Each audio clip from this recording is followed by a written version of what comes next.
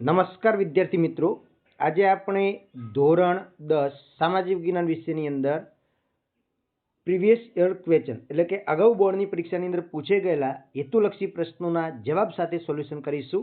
એટલે આ વિડીયો જોશો ને તો તમારી તૈયારી થઈ જવાની છે. અને વારંવાર બોર્ડની પરીક્ષાની અંદર ઘણા બધા હેતુલક્ષી પ્રશ્નો રિપીટ થતા હોય છે. તો ચાલો તમારો સમય ન બગાડતા વિડીયોની શરૂઆત કરીએ છીએ. સૌપ્રથમ આપણે શરૂઆત કરીશું જોડકા જોડોથી. તો અહીંયા તમે જોઈ શકો છો જોડકા જોડો છે.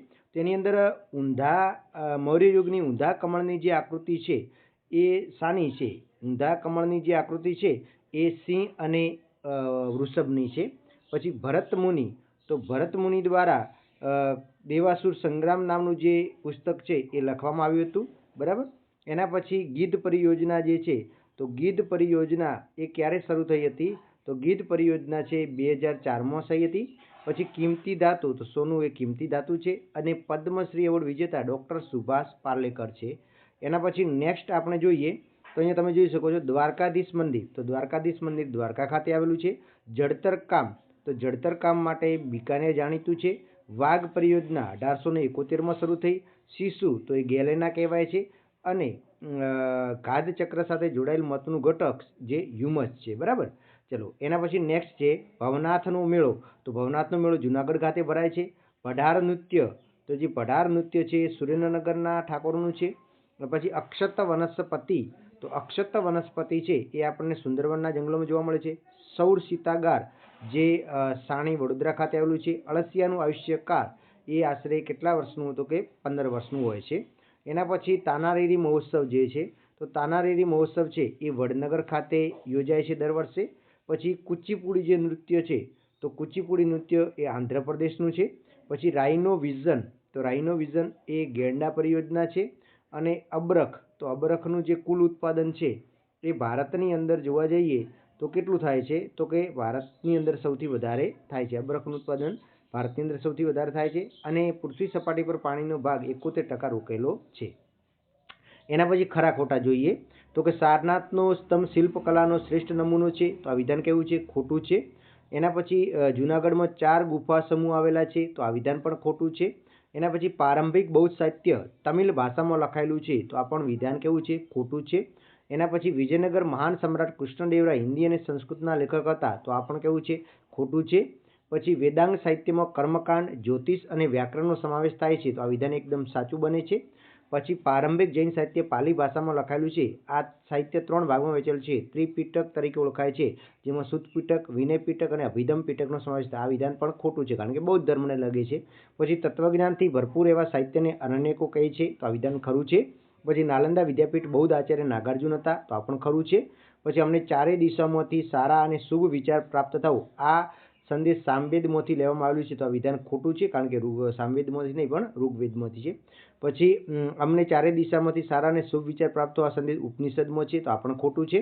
પછી સામાન્યપણે મળી આવતા સંસાધનો સામાન્ય સુલભ સંસાધનો કહેવાય છે. તો એકદમ ખરું છે. કાળી જમીન જ્યારે ભેજ સુકાય ત્યારે ફાટો કે તિરાડો પડે છે. તો આ વિધાન ખરું છે. પછી એકસંગી ગેંડા મોટી સંખ્યામાં ગુજરાતમાં જોવા મળે છે. ખોટું છે. પછી નિર્વનીકરણ એ માનવીની વિકાસ યાત્રાનું જ પરિણામ ગણી શકાય. તો આ વિધાન સાચું છે.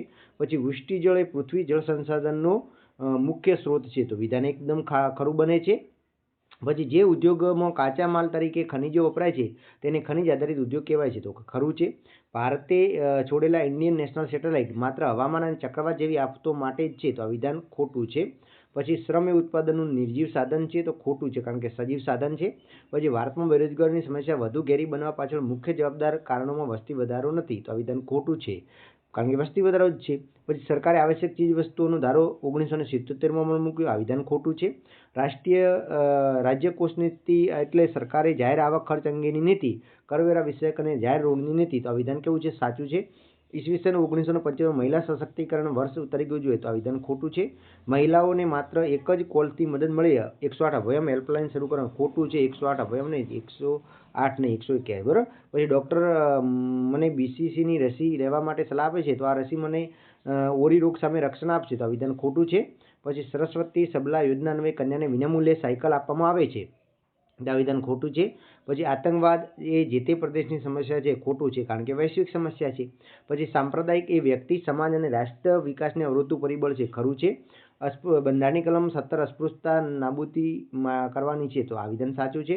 મોટરસાઇકલ સવાર અને તેની પાછળ બેઠેલા વ્યક્તિએ હેલ્મેટ પહેરવું ફરજિયાત પહેરવું જોઈએ, તો વિધાન પણ ખરું છે.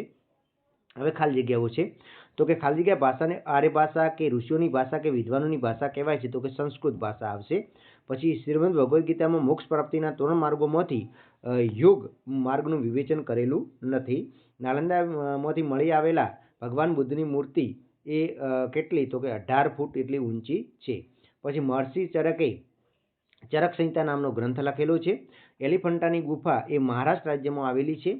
સાલારગંજ સંગ્રહાલય એ હૈદરાબાદમાં આવેલું છે. અને વિદેશી પર્યટકો આવવાથી આપણને વિદેશી હુંડિયામણ પ્રાપ્ત થાય છે. રાષ્ટ્રીય માનવ સંગ્રહાલય ભોપાલમાં આવેલું છે. ખાલી જગ્યામાં વન્યજીવને લગતો કાયદો અમલમાં આવ્યો છે, ઈસવીસન 1972માં આવેલો છે. અમને ચારેય દિશામાંથી જે વાક્ય હતું એ ઋગ્વેદનું છે. શાકાહારી લોકો માટે કઠોળ એ પ્રોટીનનો મુખ્ય સ્ત્રોત છે. પછી મિઝોરમ રાજ્યમાં સૌથી ઓછું સિંચાઈ ક્ષેત્ર આવેલું છે. પછી કાવેરી નદી ઉપર ગ્રાન્ડ એનિકેટ નામની નહેરનું નિર્માણ થયેલું છે. તળાવો દ્વારા થતી સિંચાઈ એ પૂર્વ દક્ષિણના રાજ્યોમાં વધારે થાય છે. પછી ગામનું પાણી ગામમાં અને સીમનું પાણી સીમમાં વરસાદી પાણીના સંગ્રહ ખાલી જગ્યા ગામ માટેની સમસ્યા કરી છે, તો બેડજ ગામ.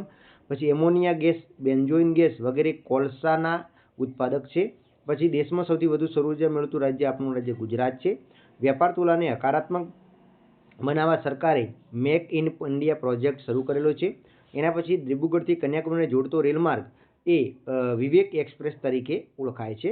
પછી મગનભાઈ અને તેમના સાથી મિત્રો આશ્રમમાં દર રવિવારે સ્મારક સેવા આપે છે, તો આ એ બિન આર્થિક પ્રવૃત્તિ છે. વિકાસશીલ દેશોની મુખ્ય આર્થિક પ્રવૃત્તિ એ ખેતી છે.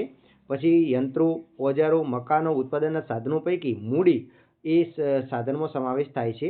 ભારતીય મૂળના અર્થશાસ્ત્રી અમર્ત્ય સેનને નોબેલ પારિતોષિક મળેલો છે. પછી ખાલી જગ્યા નીચેનામાંથી દેશમાં સૌથી નિમ્ન માનવ વિકાસાંક જોવા મળે છે, તો નાઇજર દેશ આવશે. પછી નક્સલવાદ આંદોલન એ ભારતમાં સૌપ્રથમ 1967માં પશ્ચિમ બંગાળમાં શરૂ થયું હતું. પૃથ્વીના 71% ભાગ પાણીથી ઘેરાયેલો છે. એના પછી આપણે વિકલ્પો જોઈએ, તો નીચે આપેલું શિલ્પનું ચિત્ર કઈ ગુફાનું છે, તો આ એલિફન્ટાની ગુફાનું છે, ખાસ યાદ રાખજો. પછી નીચેનામાંથી કયું વિધાન સાચું નથી, અહીંયા તમે જોઈ શકો છો કે ડી વિધાન એ સાચું નથી. પ્રાચીન ભારતના જ્યોતિર્ધરો આ ભારતની આર્થિક એકતા પર ભાર મૂકી છે, આ વિધાન ખોટું નથી, જ્યારે ઉપરના સાચા છે. સાચો ક્રમ પસંદ કરીને જોડકા લખવાના છે, તો આની અંદર તમે જોઈ શકો છો એકની સામે શું આવે છે, તો કે હેમચંદ્રાચાર્ય પાટણમાં આવેલું છે. પછી ભારતીય સંગ્રહાલય છે એ કોલકાતામાં આવેલું છે. છત્રપતિ શિવાજી જે છે એ મુંબઈમાં આવેલું છે. અને રાષ્ટ્રીય માનવ સંગ્રહાલય ભોપાલમાં આવેલું છે. એટલે કે ઓપ્શન નંબર તમે જુઓ તો 1માં સી, 2માં ડી, 3માં એ, 4માં બી આવશે. એના પછી સાચો ક્રમ પસંદ કરીને જોડકા જોડવાના છે, તો કે રાષ્ટ્રીય સંગ્રહાલય જે છે એ ક્યાં આવેલું છે, રાષ્ટ્રીય સંગ્રહાલય નવી દિલ્હી આવેલું છે. સાલારગંજ સંગ્રહાલય છે એ ક્યાં આવેલું છે, તો હૈદરાબાદ આવેલું છે. એના પછી વડોદરા મ્યુઝિયમ છે એ વડોદરામાં આવેલું છે, ખાસ યાદ રાખજો ક્યાં આવેલું છે, તો કે વડોદરામાં આવેલું છે. અને લાલભાઈ દલપતભાઈ સંગ્રહાલય અમદાવાદમાં આવેલું છે.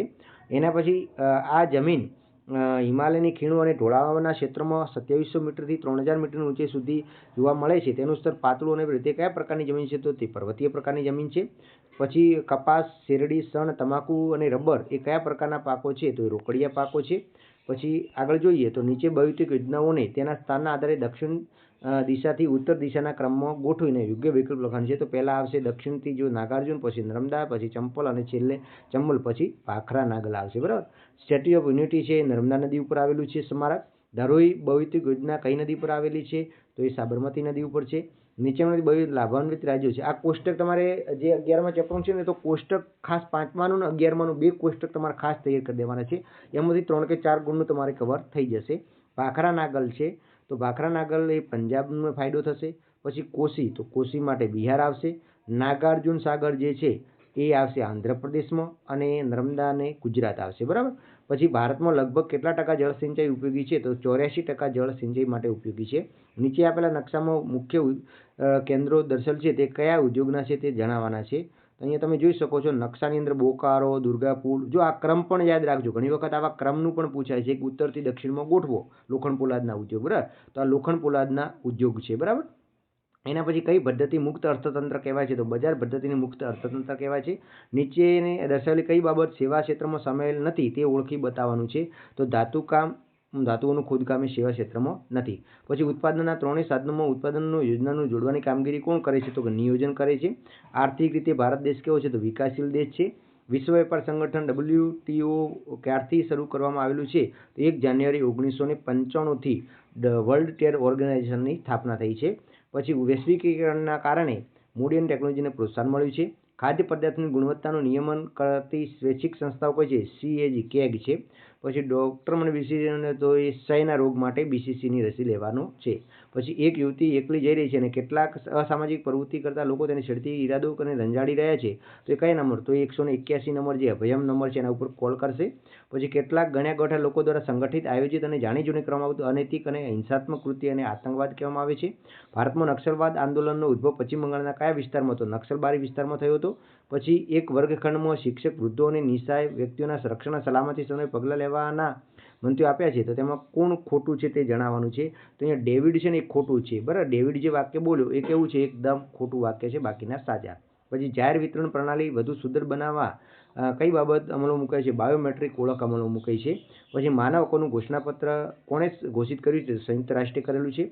ભારે વાહનોનું લાયસન્સ મેળવવા માટે 20 વર્ષની ઉંમર જરૂરી છે. પછી ટૂંકા પ્રશ્નો. વેદો કેટલા? 4 છે. ઋગ્વેદ, યજુર્વેદ, સામવેદ અને અથર્વેદ. સંસ્કૃત ભાષાના મહાન વ્યાકરણશાસ્ત્રી કોણ હતા? તો પાણિની હતા. પછી પૃથ્વીના પોપડાના સૌથી ઉપરની સપાટી કે પડને આપણે શું કહીએ છીએ? તો જમીન કહીએ છીએ. ભારતમાં રણ પ્રકારની જમીન ક્યાં જોવા મળે છે? તો રાજસ્થાન, હરિયાણા, દક્ષિણ પંજાબના કેટલાક વિસ્તારો અને ગુજરાત અને કચ્છના સૌરાષ્ટ્રના કેટલાક વિસ્તારોમાં જોવા મળે છે. કૃષિ સંશોધન ક્ષેત્રે કાર્ય કરતી સંસ્થાનું નામ જણાવવાના છે. તો ICAR છે, ઇન્ડિયન કાઉન્સિલ ઓફ એગ્રીકલ્ચર. પછી DARE છે, તો department of agriculture research and education. પૃથ્વી પર જળ સંસાધનોનું મૂળ સ્ત્રોત કયું છે? તો કે વૃષ્ટિ છે. પછી ગામનું પાણી ગામમાં એ કયા ગામની હતી? તો બેજળ ગામની સમસ્યા ઉકેલાઈ હતી. ચંબલ ખીણ ભૌતિક યોજનાના લાભાન્વિત રાજ્યો કયા છે? મધ્યપ્રદેશ અને રાજસ્થાન છે. કઈ ધાતુ માનવીને સૌપ્રથમ ઉપયોગમાં લીધી? તો તાંબુ સૌપ્રથમ ઉપયોગમાં લીધું. ઉર્જાના બિનપરંપરાગત સાધનો ઉર્જા અને વિકાસ માટે સૌર ઉર્જા ક્ષેત્રે ગુજરાતમાં કઈ સંસ્થા કાર્ય કરે છે? તો ગુજરાતમાં ગેડા એટલે કે ગુજરાત એનર્જી વિકાસ એજન્સી કામ કરે છે. એલ્યુમિનિયમની કાચી ધાતુ કઈ છે? તો કે બોક્સાઇટ છે. એલ્યુમિનિયમની કાચી ધાતુ બોક્સાઇટ. ગુજરાતમાં 12 માસ ખુલ્લું રહેતું બંદર કયું છે? તો પોરબંદર બંદર એ 12 માસ ખુલ્લું રહે છે. પછી ગુજરાતમાં રજ્જુમાર્ગ કયો છે? પાવાગઢ, સાપુતારા, અંબાજી ખાતે રજ્જુમાર્ગ છે. ભારતને કુલ કેટલા કિલોમીટર? તો કે 7516 કિલોમીટર દરિયો કિનારો મળે છે. એક વેપારી કરાચીથી ડુંગળી કોલકાતા મંગાવે તો આ કયા પ્રકારનો વેપાર કહેવાય? આંતરરાષ્ટ્રીય વેપાર કહેવાય છે. એવરેસ્ટ આરોહણ સમયે કયા લોકો સામાન્ય? તો કે ભોટિયા લોકો સામાન્ય ઉંચકાનું કામ કરે છે. દિબ્રુગઢથી કન્યાકુમારી વાળો જે રેલવે માર્ગ છે એને વિવેક એક્સપ્રેસ કહેવાય છે.